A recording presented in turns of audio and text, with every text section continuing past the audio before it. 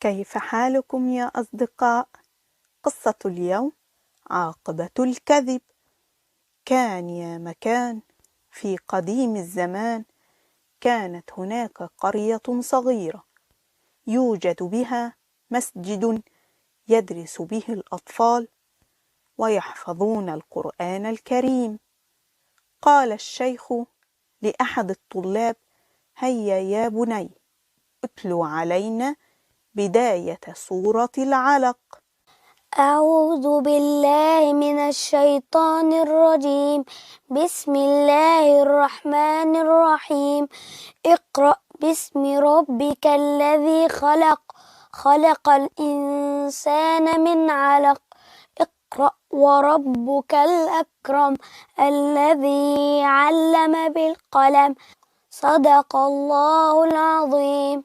أحسنت يا بني، قراءتك ممتازة وقد احترمت قواعد التجويد. هيا يا هشام، أكمل. بسم الله الرحمن الرحيم. قال الشيخ: ألا تعلم الآية التي تليها؟ فرد هشام: أعلم يا سيدي، ولكنني نسيت. علم الإنسان قال الشيخ: أرى أنك لم تحفظ السورة يا هشام، أليس كذلك؟ رد عليه هشام قائلا: نعم يا سيدي، إن أمي مريضة وأبي متوفى ولدي 6 أخوة صغار، وقد كنت أعتني بهم، وكنت أطبخ لهم، واعتنيت بالدجاج، نعم، وبعت البيض، لذلك لم أجد وقتا لحفظ السورة. قال الشيخ: هيا يا أولاد، انتهى الدرس اليوم، انصرفوا. قال الشيخ في نفسه: يجب علي زيارة هذه الأسرة لتقديم المساعدة. وذهب لمنزل هشام، وعند وصوله استقبله والد هشام وقال: نعم يا سيدي، تفضل. رأى هشام الشيخ وقال في نفسه: كيف سأفلت من العقاب؟ فقد كذبت على الشيخ.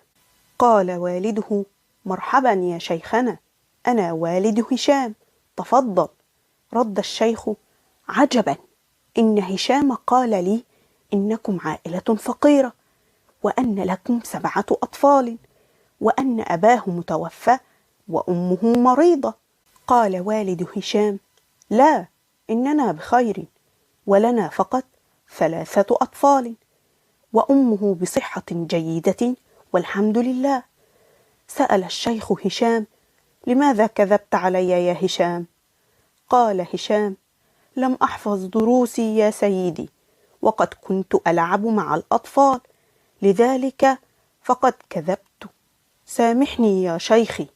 وهنا نتذكر حديث رسول الله صلى الله عليه وسلم: إن الصدق يهدي إلى البر، وإن البر يهدي إلى الجنة، وإن الرجل ليصدق حتى يكون صديقا، وإن الكذب يهدي إلى الفجور، وإن الفجور يهدي إلى النار، وإن الرجل ليكذب حتى يكتب عند الله كذابا.